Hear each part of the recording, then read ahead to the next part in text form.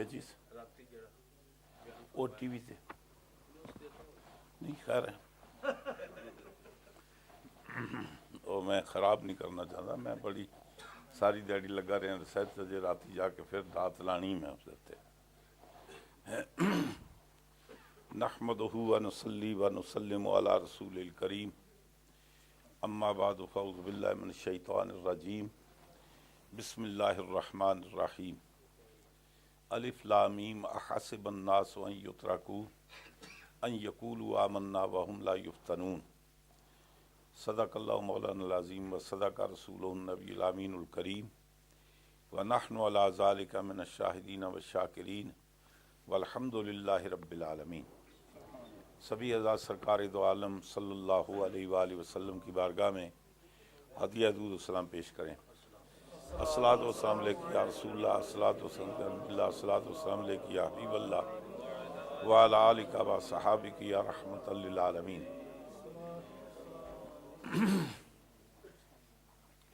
عنوان گفتگو کے لیے کلام پاک کی آیت مبارکہ میں نے تلاوت کرنے کا شرف حاصل کیا ہے، جس میں خدا بند قدوس کا ارشاد گرامی ہے کہ الف لام میم یہ حروف مقطعات ہیں. احسب الناس ان یترکوا، اللہ تعالیٰ فرماتا ہے کیا لوگوں کا یہ گمان ہے کہ ان کو چھوڑ دیا جائے گا؟ مطلب ہے نہیں چھوڑا جائے گا. احسب الناس ہو، کیا لوگ یہ گمان کرتے ہیں، خیال کرتے ہیں، ان یترکوا کہ ان کو چھوڑ دیا جائے، ان یقولوا آمنا وہم لا یفتنون، وہ یہ تو کہیں کہ ہم ایمان لائے ہیں اور ان کے ایمان کا امتحان نہ لیا جائے، ایمان کو پرکھا نہ جائے.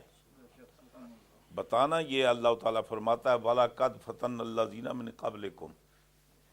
اللہ تعالیٰ فرماتا ہے ہم نے کوئی نیا دستور، نیا اصول وضع نہیں کیا، بلکہ اس سے پہلے جو قومیں آئی ہیں ہم ان سے بھی امتحان لیتے رہے.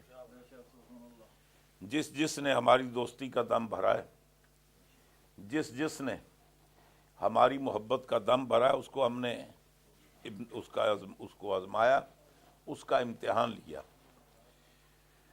حضور کی بارگاہ میں ایک صحابی حاضر ہوتے ہیں، عرض کرتے ہیں یا رسول اللہ میں اللہ تعالیٰ سے محبت کرنا چاہتا ہوں، اللہ تعالیٰ سے عشق کرنا چاہتا ہوں، محبت کرنا چاہتا ہوں، تو مجھے یہ بتائیں کہ میں اگر اس سے محبت کروں وہ بھی مجھ سے محبت کرے گا؟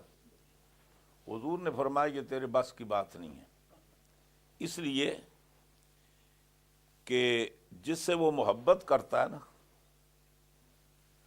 پھر زندگی میں اس کو سکون نہیں ملتا دنیاوی طور پر، پھر وہ جگہ جگہ اس کے امتحان لیتا ہے، اس کو آزماتا ہے. تو یہ تیرے بس کی بات نہیں ہے کہ تو اللہ تعالیٰ کی دوستی کا دم بھرے، اس لیے کہ اس کی عادت یہ ہے کہ وہ اپنے دوستوں کو آزماتا ہے. اور یہی وجہ ہے کہ سب سے پہلے اللہ تعالیٰ نے انبیاء کرام سے امتحان لیا، ہر نبی سے امتحان لیا، پرکھا. اور اللہ تعالیٰ فرماتا ہے ہمارا دستور یہ ہے کہ اس کے بعد جو بھی ایمان کا دعویٰ کرے گا ہم اس کے ایمان کا امتحان لیں گے. بنیادی بات یہ ہے کہ جو آدمی جس کی کوئی کلاس ہوتی ہے اس کا امتحان ہوتا ہے، جس کی کوئی کلاس نہیں ہوتی اس کا کوئی امتحان نہیں ہوتا. ہمیشہ جس کی کلاس، جو کلاس آگے بڑھتی ہے وہ امتحان کے بغیر نہیں، یعنی نیچلی کلاس سے امتحان دیے بغیر وہ اوپر کی کلاس میں نہیں جا سکتا. جی اس کی ترقی کے لیے، ترقی درجات کے لیے اس کو ہر درجے کا امتحان دینا پڑتا ہے. تو اللہ تعالیٰ فرماتا ہے کہ ہم نے سب سے امتحان لیے، چنانچہ انبیاء کرام سے بھی اللہ تعالیٰ نے امتحان لیا، ہر نبی کو امتحان سے نوازا. اور اللہ تعالیٰ فرماتا ہے کہ ہم امتحان کیسے لیتے ہیں.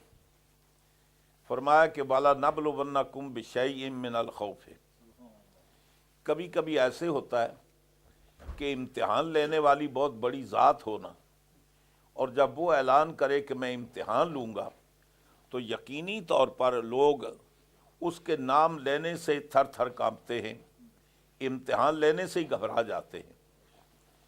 تو اللہ تعالیٰ فرماتا ہے کہ میں تمہارا امتحان لوں گا لیکن ڈرو نہیں، بشیء معمولی سا، یعنی اتنا بڑا امتحان نہیں، چھوٹا سا امتحان لوں گا. اچھا وہ چھوٹا سا امتحان کیا ہوگا؟ من الخوف، کبھی تو تم پر خوف طاری کروں گا، تمہیں خوف میں مبتلا کروں گا، یعنی تمہیں ہر وقت دشمن کا خوف رہے گا، ہر وقت خوف تم پر طاری ہوگا۔ والجوع، اور کبھی کبھی میں بھوکا رکھ کر بھی آزماتا ہوں کہ یہ خوف میں رہ کر بھی مجھے یاد کرتا ہے یا نہیں، یہ بھوکا رہ کر بھی مجھے یاد کرتا ہے یا نہیں۔ اور اس کی وجہ ایک اور بھی ہے، اللہ تبارک و تعالیٰ نے ہر انسان کی زندگی میں یہ دونوں مرحلے آئے ہیں۔ یہ نہیں ہے کہ آدمی پوری زندگی محتاج رہا ہو، پوری زندگی دریوزہ گری کا شکار رہا ہو، بلکہ کبھی اللہ تعالیٰ نے اس کو مرفع الحال بھی کیا ہے، اس کو مال و دولت سے بھی نوازا ہے، اور جس کو اللہ تعالیٰ نے مال و دولت سے نوازا ہے اس کی زندگی میں ایسا مرحلہ بھی آیا ہے کہ وہ دنیا سے محتاج ہو گیا۔ یہ دو کیٹیگری ہر انسان کی زندگی میں اکثر و بیشتر آتی ہیں۔ شاید کوئی اکا دکا کوئی ایک آدھ ہو کہ ساری زندگی غریب رہا ہو، اور کوئی ایک آدھ ایسا ہو جو ساری زندگی مالدار رہا ہو، لیکن عام طور پہ ہر انسان کی زندگی میں جیسے بیماری بھی آتی ہے، ہمیشہ آدمی بیمار بھی نہیں رہتا، صحت مند بھی ہوتا ہے، اور صحت کے بعد بیماری بھی ہوتی ہے، خوشی کے بعد غمی بھی ہوتی ہے۔ ہر انسان کو دونوں کیفیتوں سے اللہ نے نوازا ہے۔ قیامت کے دن اللہ تعالیٰ اپنے بندے سے پوچھے گا، نہیں میرے پاس ہے رومال جی، بندے سے پوچھے گا کہ تو نے مجھے یاد کیوں نہیں کیا؟ وہ عرض کرے گا باری تعالیٰ تو نے مجھے اتنی دولت دی، اتنا مال دیا کہ صبح و شام مجھے مال ہی سے فکر نہیں تھی، ہر وقت بس مال کے فکر میں لگا رہا، اس کو جمع کرتا رہا، تو تیری عبادت کرنے کا مجھے وقت ہی نہیں ملا۔ غریب سے اللہ تعالیٰ پوچھے گا کہ اچھا تم یہ بتاؤ کہ تم نے میری عبادت کیوں نہیں کی؟ وہ عرض کرے گا باری تعالیٰ میں تو صبح سے شام تک نان شبینہ کو ترستا رہا، ایک ایک لقمے کے لیے پریشان رہا، جب مطلب یہ ہے کہ میرا پیٹ ہی خالی، بال بچے محتاج ہیں، مجھے فکر معاش میں تیری طرف کبھی توجہ ہی نہ ہونے دیا۔ تو اللہ تعالیٰ پوچھے گا کہ جب تم مالدار تھا جب کون سے تیر مارے تھے؟ اور اگر مالداری کو عذر کے طور پر پیش کرے گا تو اللہ تعالیٰ فرمائے گا کہ جب تو نادار تھا اس وقت کون سا 5 وقت تو مسجد میں نماز پڑھتا تھا۔ آدمی اگر صحت کو عذر بنائے گا اللہ تعالیٰ بیماری کو پیش کرے گا، جب تو بیمار تھا اس وقت کتنی تو نے میری عبادت کی، کتنا مجھے یاد کیا۔ آدمی اگر بیماری کو عذر بنائے گا تو اللہ تعالیٰ فرمائے گا جب تم صحت مند تھا اس وقت تم کتنی نمازیں پڑھتے تھے، کتنے تہجد پڑھتے تھے، کتنے اشراق پڑھتے تھے، کتنا قرآن پڑھتے تھے، اس وقت تم نے کتنے تیر مارے۔ تو ہر انسان کی زندگی میں دونوں مرحلے آتے ہیں، خوشی کا مرحلہ بھی آتا ہے، غمی کا بھی آتا ہے، دکھ کا بھی آتا ہے، سکھ کا بھی آتا ہے، بیماری کا بھی آتا ہے، صحت کا بھی آتا ہے، غربت کا بھی آتا ہے، اور ثروت کا بھی آتا ہے۔ تو اللہ تعالیٰ ارشاد فرماتا ہے کہ کبھی ہم تمہارا امتحان لیتے ہیں تمہیں خوف میں مبتلا کر کے۔ صبح و شام انسان کو جان کا خوف ہوتا ہے، چاروں طرف دشمن ہے، آدمی سوچتا نہ جانے کس وقت کو دشمن، جیسے آج کل پاکستان میں خوف نہیں طاری، وہ کسی زمانے میں آپ کو شاید یاد ہوگا، یہ صدر ایوب کے دور میں 2 ٹرانسپورٹ چلی تھی، اور نیو خان ٹرانسپورٹ اور شاہ نواز ٹرانسپورٹ۔ وہ اس زمانے میں راول پنڈی سے 3 گھنٹے میں لاہور پہنچتے تھے، اور وہ بھی جی ٹی روڈ پر، اور روز ان کے ایکسیڈنٹ ہوتے۔ اب اس پر بس لوگ اخباروں میں لکھتے کہ جو آدمی نیو خان پر ٹرانسپورٹ پر سوار ہوتا ہے وہ گھر میں بخشا کر جاتا ہے کہ شاید میں واپس آ سکوں یا نہ آ سکوں۔ پھر ضیاء کا دور آیا تو مسجدوں کے اندر بم کے دھماکے ہو رہے ہیں جناب، امام بارگاہوں میں ہو رہے ہیں، جنازہ گاہوں میں ہو رہے ہیں، تو آدمی مسجد میں جاتے ہوئے ڈرتا تھا کہ ہو سکتا ہے مسجد میں نماز پڑھنے جا رہا ہوں، زندہ واپس لوٹوں گا یا نہیں لوٹوں گا۔ اور اب کیفیت یہ ہے، نہ مسجد کی بات ہے نہ بس کی بات ہے، گھر سے باہر نکلتے ہوئے آدمی گھبراتا ہے، مارکیٹ میں جاتے ہوئے گھبراتا ہے کہ بم بلاسٹ نہ ہو جائے۔ تو اللہ تعالیٰ ارشاد فرماتا ہے کہ کبھی میں تمہیں خوف میں مبتلا کرتا ہوں، اس خوف کی کیفیت میں مجھے یاد کرتے ہو یا نہیں، اور کبھی میں تمہیں بھوکا رکھتا ہوں، بھوک میں آزماتا ہوں کہ بھوکے رہ کر بھی تم مجھے یاد کرتے ہو یا نہیں۔ فرمایا کہ وَلَنَبْلُوَنَّكُمْ بِشَيْءٍ مِّنَ الْخَوْفِ وَالْجُوعِ وَنَقْصٍ مِّنَ الْأَمْوَالِ، اور کبھی ہم تمہارا کاروبار تباہ کر دیتے ہیں، تمہارے مال میں چوری ہو جاتی ہے، مال تباہ ہو جاتا ہے، فصل ہرا بھرا ہوتا ہے، گڑا پڑتا ہے، پورے کا پورا فصل تباہ ہو جاتا ہے، بکریاں بھیڑوں کے ریوڑ ہوتے ہیں، بیماری آتی ہے، ساری بھیڑیں مر جاتی ہیں، مال و دولت جمع کیا ہوتا ہے، چور آتے سارا لوٹ کر لے جاتے ہیں۔ تو کبھی ہم تمہارا امتحان مال کے نقصان سے لیتے ہیں کہ مال کا نقصان ہو کر بھی تم مجھے یاد کرتے ہو یا نہیں کرتے، والانفس سے، اور کبھی کبھی ہم یہ بھی کرتے ہیں نا کہ تمہاری جان کا خطرہ لاحق ہو جاتا ہے، تمہاری جانوں کا امتحان لیتے ہیں۔ ہم یہ دیکھتے ہیں کہ ہماری رضا کے لیے یہ جو زندگی ہم نے تمہیں عطا کی ہے، زندگی میں نے دی ہے، کیا تم اس زندگی کو میری راہ میں قربان کرنے کے لیے تیار ہو یا نہیں؟ اور فرمایا کہ والثمرات، اور کبھی کبھی ایسے ہوتا ہے کہ ہم تمہارے ثمرے، تمہارے دل کے ٹکڑے، تمہاری اولاد کو لے لیتے ہیں، امتحان لیتے ہیں کہ بچے کے داغے مفارق میں بچے کی موت کے بعد بھی تم مجھے یاد کرتے ہو یا نہیں کرتے۔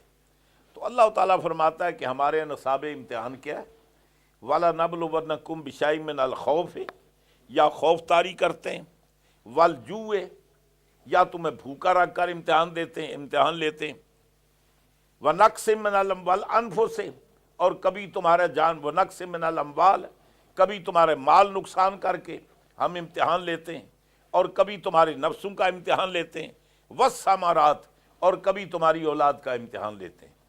ہم یہ دیکھتے ہیں کہ ان امتحانات سے گزرنے کے باوجود تم مجھے یاد کرتے ہو یا نہیں۔ اللہ تعالیٰ نے انبیاء کرام سے امتحان لیے، کسی نبی کو اللہ تعالیٰ نے مجبور کیا کہ وہ اپنا ملک چھوڑے۔ ایک وقت ہے حضرت خلیل اللہ، آپ کو رضائے الہی کے لیے شام کا علاقہ چھوڑ کر مصر میں جانا پڑا، ملک چھوڑا۔ سیدنا موسیٰ علیہ السلام مصر کو چھوڑ کر مدین میں پہنچے، سرکار مکہ معظمہ چھوڑ کر مدینہ میں آئے۔ یعنی ہر نبی نے اپنی زندگی کے اندر ایک مرحلہ ایسا آیا کہ ان کے لیے عرصہ حیات ایسے تنگ ہوا کہ ان کو اپنا گھر بار، اپنا دیس، اپنا وطن چھوڑنا پڑا جی۔ اور کبھی ایسے ہوا کہ خداوند قدوس نے ان کے مال کا امتحان لیا، کبھی ایسے ہوا کہ خداوند قدوس نے انبیاء کرام سے وطن کا امتحان لیا، مال کا امتحان لیا، اور کبھی ایسے ہوا کہ جان کا امتحان لیا، کبھی ایسے ہوا کہ اولاد کا امتحان لیا، لیکن سارے امتحان کسی کی زندگی میں کبھی جمع نہیں ہوئے جی۔ ایسا نہیں ہے کہ ایک ہی ہستی سے اللہ تعالیٰ نے جان کا بھی امتحان لیا ہو، اولاد کا بھی امتحان لیا ہو، مال کا بھی امتحان لیا ہو، ملک و وطن کا بھی امتحان لیا ہو، ایسے نہیں ہوا۔ کسی سے اللہ تعالیٰ نے ملک چھڑوایا، کسی سے جان کا امتحان لیا، کسی سے اولاد کا امتحان لیا، کسی سے مال کا امتحان لیا۔ ڈیٹیل میں تفصیلات میں نہیں جاتے، لیکن امتحان لینے کے بعد اکثر و بیشتر ایسے ہوا ہے کہ اللہ تعالیٰ نے جب جان کا امتحان لیا تو نبی نے جان قربان کرنے سے دریغ نہیں کیا، لیکن اللہ نے جان کو ضائع نہیں ہونے دیا، بچا لیا۔ کبھی ایسے ہوا کہ اللہ نے اولاد کا امتحان طلب کیا، نبی اپنی اولاد کو قربان کرنے کے لیے تیار ہو گیا، لیکن خدا نے اولاد کو ضائع نہیں ہونے دیا۔ کبھی ایسے ہوتا ہے کہ اللہ تعالیٰ نے مال کا امتحان لیا، نبی مال قربان کرنے کے لیے تیار ہو گیا، مال نقصان بھی ہو گیا، اللہ تعالیٰ نے دگنا اور عطا کر دیا۔ یعنی مقصد یہ ہے کہ جب وہ امتحان پر پورے اترے، جان کا نذرانہ پیش کرنے سے دریغ نہیں کیا، خدا نے جان بچا لی، اولاد کو ذبح کرنے سے دریغ نہیں کیا، اللہ نے اولاد بچا لی، مال اللہ کی راہ میں دینے سے دریغ نہیں کیا، خدا نے مال بچا لیا۔ جس طرح کا امتحان لیا، اور سب سے بڑے اللہ تعالیٰ کے انبیاء کرام میں حضرت ایوب علیہ السلام، جن کے بارے میں اللہ تعالیٰ فرماتے ہیں کہ تم حضرت ایوب کے واقعات کو ذکر کرو، وہ جس کو اللہ تعالیٰ نے ہم نے صبر کا بادشاہ اور شہنشاہ بنایا۔ بیویاں جدا ہو گئیں، اولاد کا انتقال ہو گیا، مال و متاع قربان ہو گیا، سب کچھ نثار ہو گیا، پیچھے جان بچی تھی، تو بطور امتحان کے، بطور بیماری کے نہیں، بطور امتحان کے جسم کے اندر کیڑے پڑ گئے. نبی کو کوئی ایسی بیماری نہیں لگتی. نبی خوبصورت ہوتے ہیں, نہ ان کی شکل و صورت ایسی ہوتی ہے جس سے آدمی نفرت کرے, نہ انہیں اس طرح کی بیماری لگتی ہے جس سے لوگ نفرت کریں. نبی پر جنون طاری نہیں ہو سکتا. نبی کو جادو کوئی کرے تو جادو سے نبی پاگل نہیں ہو سکتا. نبی کو ایسی بیماری نہیں لگ سکتی جو قابل نفرت ہو, جیسے پھل بیری کی بیماری ہے, کوڑ کی بیماری ہے.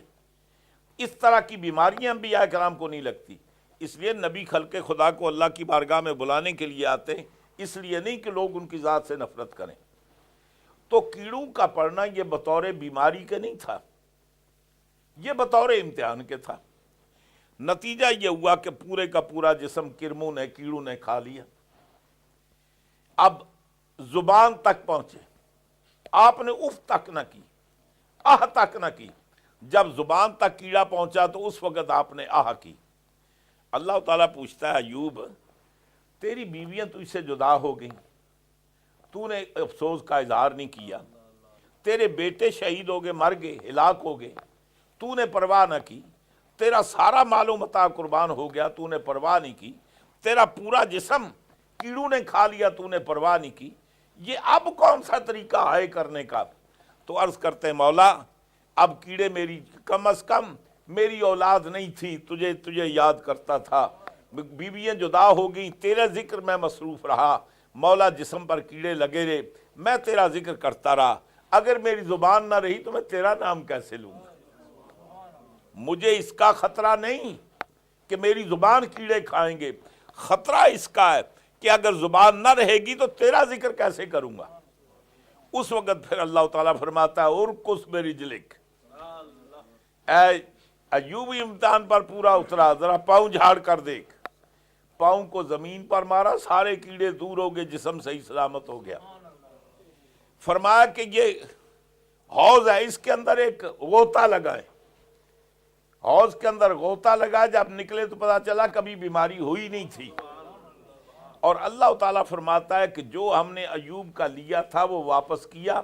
وَآتَيْنَا مِثْلَهُمْ مَعَهُمْ, اور اتنا اور ہم نے دیا. جو لیا تھا نا وہ بھی واپس کیا, اس کے علاوہ اتنا اور عطا کیا. تو سوال یہ ہے, ہر نبی سے اللہ نے امتحان لیا, جو خدا نے لیا وہ واپس کر دیا. ایک امتحان ہمیں اس کائنات میں ایسا نظر آتا ہے کہ ملک وطن کا امتحان لیا تو زندگی میں وطن نصیب نہ ہوا, مال کا امتحان لیا تو دوبارہ مال نہ ملا, جان کا امتحان لیا تو جان کو نہ بچایا, اولاد کا امتحان لیا تو اولاد کو نہ بچایا. جو امتحان لیا سب کچھ لے لیا. اور وہ ہستی پوری کائنات امام عالی مقام کی ہے کہ مدینہ چھوٹا تو زندگی میں مدینہ جیسا وطن نصیب نہ ہوا. حرم کعبہ سے جدا ہوئی, زندگی میں دوبارہ حرم کعبہ نصیب نہ ہوا. اگر جان کا نذرانہ پیش کیا تو جان کی جگہ کوئی دمبا جنت سے آ کر ذبح نہ ہوا. بچوں کی قربانی لی تو بچے قربان ہو گئے, مال و متاع سب کچھ قربان ہو گیا. حتیٰ کہ عزت آبرو کو داؤ میں لگا دیا. آپ کی وہ مخدرات اسلام کہ شمس و قمر جن کے دوپٹے کا کنارہ نہ دیکھ سکیں, ان کو ننگے سر اور بے آبروئی کے ساتھ شہر شہر کریا کریا دے بدے ان کو گھمایا گیا. تو فرماتے ہیں کہ دراصل یہ امتحان اے باری تعالیٰ ہم تو اس سے پوچھتے ہیں, وہ مقام خلیل اللہ کا رفع و اعلیٰ ہے, امتحان حسین کا سخت کیوں ہے؟ مقام ایوب علیہ السلام کا اعلیٰ ہے, امتحان حسین کا سخت کیوں ہے؟ مقام کلیم اللہ کا اعلیٰ ہے, امتحان شدید حسین کا کیوں ہے؟ مولا مقام زکریا علیہ السلام کا, دیگر انبیاء کرام کا اعلیٰ ہے, امتحان سخت حسین کا کیوں ہے؟ اس کا جواب شاہ عبدالعزیز صاحب محدث دہلوی رحمۃ اللہ تعالیٰ علیہ, آپ نے ایک چھوٹا سا رسالہ لکھا جس کا نام ہے سر و شہادتین. اس کے اندر آپ تحریر فرماتے ہیں دراصل بات اور تھی. جتنے اللہ تعالیٰ نے انبیاء کرام کو مراتب دیے وہ سارے کے سارے سرکار کی ذات میں جمع کر دیے. وہ کہتے ہیں نا کہ آنچ خوباں ہماں دارند تو تنہا داری، حسن یوسف دم عیسیٰ ید بیضا داری، آنچ خوباں ہما۔ حضرات گرامی، اصل میں وہ فارسی کا ایک محاورہ بھی ہے اور فقہی مسئلہ بھی ہے۔ وہ کہتے ہیں چو آب آمد تیمم برخاست۔ تیمم وضو کے قائم مقام ہم کرتے ہیں، اور کچھ وجوہات کی بنیاد پر تیمم آٹومیٹیکلی وہ وضو کے نقص کا کو عارضہ عائد ہو یا نہ ہو، آٹومیٹیکلی معاملہ ختم ہو جاتا ہے۔ اور اس میں یہ ہے کہ آدمی کو پانی مل جائے اور پانی کے استعمال پر قدرت ہو تو نتیجہ یہ ہوتا ہے کہ وہ تیمم والا معاملہ ختم ہو جاتا ہے۔ میں جو بات عرض کر رہا تھا، چونکہ بات لمبی ہے اور حضرت تشریف لائے ہیں جناب، میں اور آپ مل کر آپ کے درس سے فیض یاب ہوتے ہیں۔ پھر کبھی انشاءاللہ موقع ملا، بدقسمتی کہ میں وہ مصروف رہا لائبریری میں تو ٹائم کا مجھے خیال نہ رہا، اس لیے میں یہاں پہنچتے ہوئے دیر کر دی۔ عرض نہیں وہ ہو گیا جی، عرض یہ کر رہا تھا کہ خدا بند قدوس نے جتنی انبیاء کرام کو علادہ علادہ فضائل اور کمالات عطا فرمائے، وہ سارے کے سارے سرکار کی ذات میں جمع فرما دیے، اس لیے کہ جس وصف سے سرکار متصف نہ ہوئے وہ وصف وصف ہی نہیں کہلاتا، جس نعت سے سرکار منعوت نہ ہوئے وہ نعت ہی نہیں کہلاتی جناب۔ تو ہر وصف خوبی اس لیے خوبی ہے کہ سرکار کی بارگاہ میں اس کی حاضری ہوئی۔ تو میں یہ عرض کر رہا تھا، ان خوبیوں میں ایک عظیم خوبی ہے کہ اللہ تعالیٰ فرماتا ہے اولئک الذین انعم اللہ من النبیین والصدیقین والشہداء والصالحین۔ اللہ تعالیٰ ترتیب ذکر فرماتا ہے کہ جن نفوس قدسیہ پر اللہ نے اپنا انعام کیا وہ نبیوں کی جماعت ہے، وہ صدیقین کی جماعت ہے، وہ شہداء کی جماعت ہے، وہ صالحین کی جماعت ہے۔ سبحان اللہ۔ نبیوں کی جماعت ان کی ذات تک محدود ہے، انبیاء کرام کے علاوہ اور تو کوئی نبی نہیں ہو سکتا، اور صداقت کا تعلق سب سے پہلے نبی پر ہے۔ اس لیے اللہ تعالیٰ فرماتا ہے وَاذْكُرْ فِي الْكِتَابِ إِبْرَاہِیمَ إِنَّهُ كَانَ صِدِّیقًا نَبِیًّا۔ اصل صداقت نبی کا وصف ہے، نبی کے وسیلے سے کسی امتی کو مل جائے۔ ہاں جی، شہادت دراصل یہ انبیاء کرام کا کمال ہے، جیسے قرآن میں اللہ تعالیٰ فرماتا ہے وَيَقْتُلُونَ النَّبِيِّينَ بِغَيْرِ الْحَقِّ، یعنی یہ ناہنجار یہودی ایک ایک دن میں کئی انبیاء کرام کو یہ ناحق قتل کرتے تھے۔ ظاہرہ نبی کا قتل حق و تو ہو ہی نہیں سکتا نا جی، تو یقیناً وہ شہید ہیں۔ اصل شہادت کا مرتبہ انبیاء کرام کا ہے، ان کی برکت سے کسی غیر نبی کو دستیاب ہو جائے، اور اصل صالحیت کا مرتبہ بھی انبیاء کرام کا خاصہ ہے۔ ہاں جی، کہ زکریا علیہ السلام نے اللہ کی بارگاہ میں دعا کی بیٹا مجھے بیٹا عطا، اے باری تعالیٰ مجھے بیٹا عطا فرما، تو اللہ تعالیٰ نے بشارت دی کہ فرمایا اے یکشیا میں تمہیں بشارت دیتا ہوں ایسے بیٹے سے سیدم و حصورم و نبیم من الصالحین، وہ سید بھی ہوگا، پاک دامن بھی ہوگا، نبی بھی ہوگا اور صالح بھی ہوگا۔ دراصل اگر کسی کو صالحیت اگر وصف کی بات ہے تو اس لیے کہ سب سے پہلے یہ وصف انبیاء کرام کا ہے۔ اگر شہادت میں کچھ عظمت ہے یہ اس لیے کہ سب سے پہلے یہ مرتبہ نبیوں کو حاصل ہوا ہے۔ اگر صدیقیت میں کوئی مرتبہ ہے تو یہ اس لیے ہے کہ سب سے پہلے اس وصف سے انبیاء کرام متصف ہوئے ہیں۔ تو یوں سمجھیے کہ آیت کا ترجمہ کیجئے، صدیق بھی انبیاء کرام ہیں، شہید بھی انبیاء کرام ہیں، صالح بھی انبیاء کرام ہیں، اور ان کی برکت سے نبوت کو چھوڑ کر تین وصف اللہ تعالیٰ نے امت کو بھی عطا کیے۔ تو عرض کر رہا تھا کہ جو وصف نبی کی بارگاہ میں حاضر نہ ہو سکے وہ وصف وصف نہیں کہلاتا ہے، وہ خوبی خوبی نہیں کہلاتی۔ تو عرض یہ کر رہا تھا کہ شہادت جیسا عظیم مرتبہ دیگر انبیاء کرام شہادت سے سرفراز ہوئے، سرکار کی بارگاہ میں شہادت یہ حضور کی بارگاہ میں حاضری نہ دے سکی، اور اس کی ایک وجہ تھی۔ علماء کرام فرماتے کہ شہادت کی دو قسمیں، شہادت سری اور شہادت جاری۔ سری شہادت کے معنی یہ ہوتے ہیں کہ زہر دے کر خفیہ طور پر کسی کو ایسا سبب کیا جائے کہ وہ ہلاک ہو جائے، اور شہادت جاری میدان کارزار میں اوپنلی میدان میں نکل کر اور زخموں سے چور ہو کر اللہ تعالیٰ کی راہ میں اپنی جان کا نذرانہ پیش کرے۔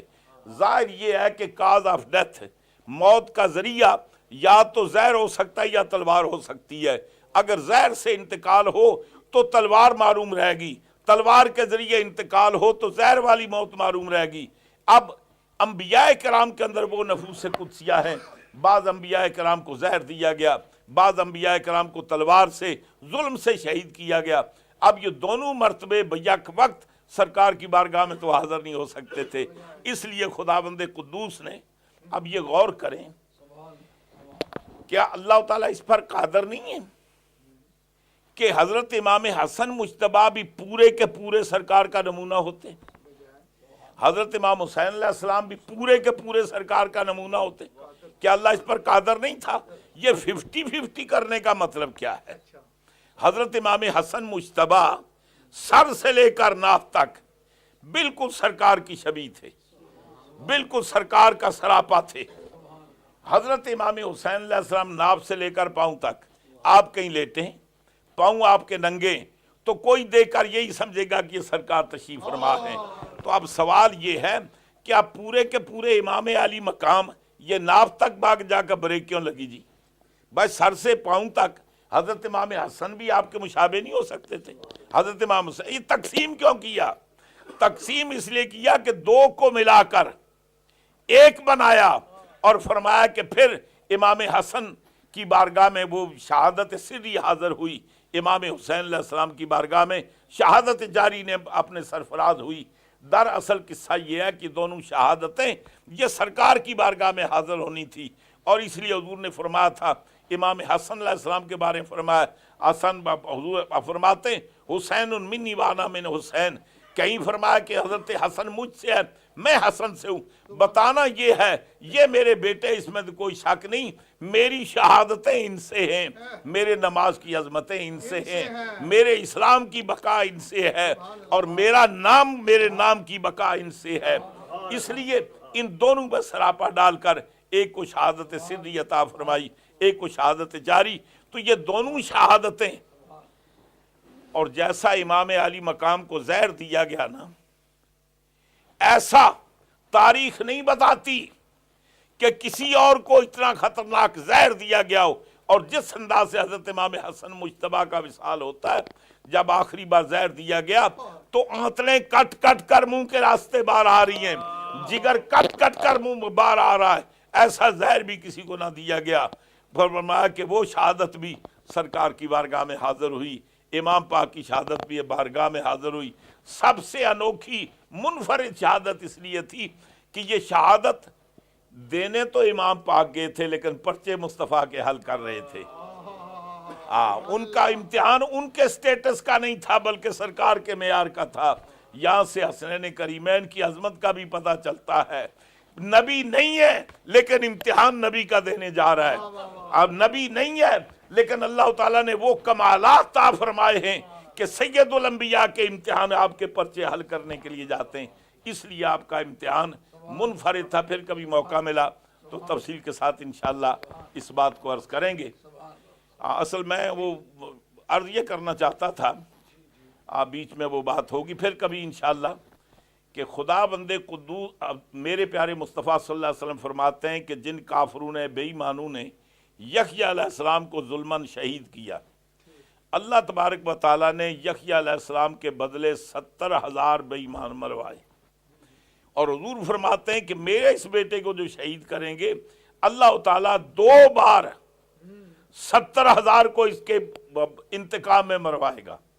تو بتانا ہی پھر کبھی ملا تو عرض کریں گے کہ امام علی مقام آپ کو انہوں نے شہید تو کیا، لیکن یزید 3 سال سے زیادہ زندہ نہ رہ سکا، اور پھر دنیا کے اندر وہ انقلاب آیا، اہل مکہ اٹھ کھڑے ہوئے، اہل مدینہ اٹھ کھڑے ہوئے، اور وہی کوفے والے کہ جو پہلے ابن زیاد کے اعلی کار بنے تھے، وہیں سے پھر انتقام کی جڑ پھوٹتی ہے، وہیں سے اٹھتے ہیں۔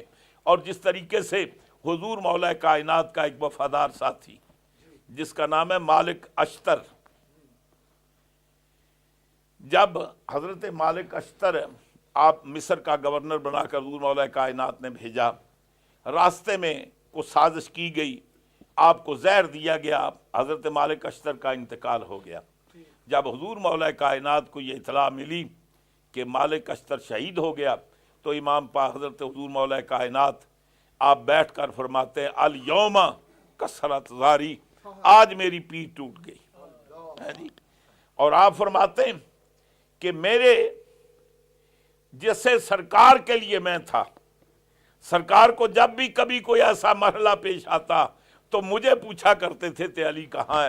فرماتے کہ جب میری زندگی میں اس میدان کارزار میں کبھی مشکل پیش آئی تو میں نے مالک اشتر کو بھیجا، میں نے اس کو بھیجا۔ فرماتے ہیں آج میری پیٹھ ٹوٹ گئی۔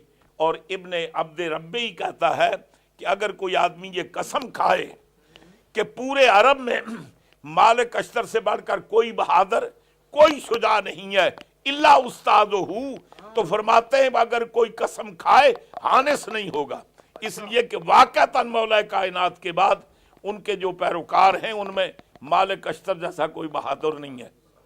اور پھر اسی مالک اشتر کے بیٹے ابراہیم بن اشتر، یہ نام تو مختار سقفی کا ہے، یہ کارنامہ سارا ابراہیم بن اشتر کا ہے۔ اور پھر وہ نتیجہ یہ ہوا کہ 7 برس کے عرصے میں ایک بھی وہ آدمی زندہ نہ رہا کہ جس نے امام پاک کے خلاف خروج کیا یا مدد کی یا مدد نہ کی اور خاموش ہو کر بیٹھ گیا۔ یہ پھر کبھی موقع ملا تو انشاءاللہ عرض کریں گے کہ جو ابراہیم اشتر کا انتقام سے بچا پھر مصطفیٰ نے خود انتقام لیا، جو مختار سقفی کے انتقام سے بچا پھر حضور مولا کائنات نے انتقام لیا۔ وہ انشاءاللہ بہت سارے واقعات عرض کریں گے، چونکہ حضرت تشریف لائے ہیں تو اس لیے مناسب یہ ہے کہ میں بھی اور آپ مل کر حضرت کے فیضان سے مستفید ہوتے ہیں۔ اللہ تعالیٰ مجھے اور آپ کو اپنے حبیب الحبیب صلی اللہ علیہ وسلم کے صدقے میں اہل بیت اطہار کی محبت، صحابہ کرام کی محبت، اور جو بھی اللہ اور اللہ کے رسول کے وفادار ہیں ان کی محبت